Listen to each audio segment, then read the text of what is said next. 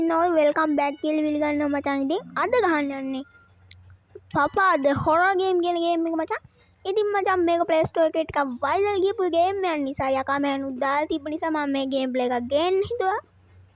ඉතින් මචං මේ ගේම් එක පටන් ගන්න බේස්මන්ට් එකෙන්. ඉතින් මචං නපුරු පපා කෙනෙක් ඉන්නවා. එයාගෙන් බේරිලා අපිට මචං ගෙදරින් පයින්න තමයි තියෙන්නේ. ඉතින් මචං මම නෝරෙස්ට් හොරර් ගේම් එක දැම්මා උඹලා එකේ කිල්ලපු නිසා. අනිවාර්යයෙන්ම ඒකත් බලන්න. මම ඒකේ ලින්ක් එක ඩිස්ක්‍රිප්ෂන් එකේ දාලා තියන්න. ඉතින් මචං මේ ටිකේ මගේ වීඩියෝස් වලට views අද මම හුකායක් වීඩියෝස් දාන්න නැතුව ඉඳලා එකපාරට දාපු නිසා දන්නේ නැහැ.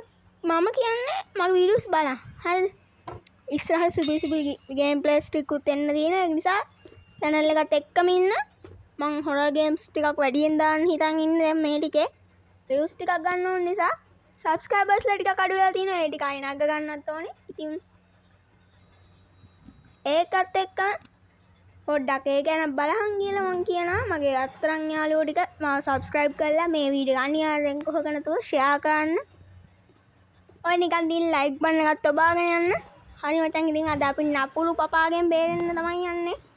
මචං මේක උඩ තට්ටුවට ගියාම උඩ තට්ටුවේ තමයි දොර තියෙන්නේ. පොතේ හැටියට ඔය රවුමෙන් පෙන්නන්නේ දොර.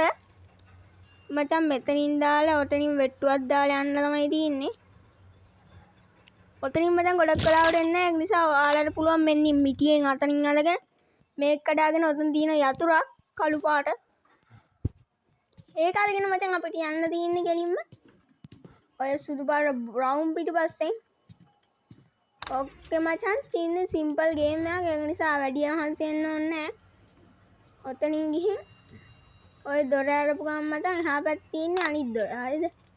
මේක සිම්පල් ගේම් එකක්. තියෙන ගේ ලොකුට හදලා බය කරන් තමයි තියෙන්නේ.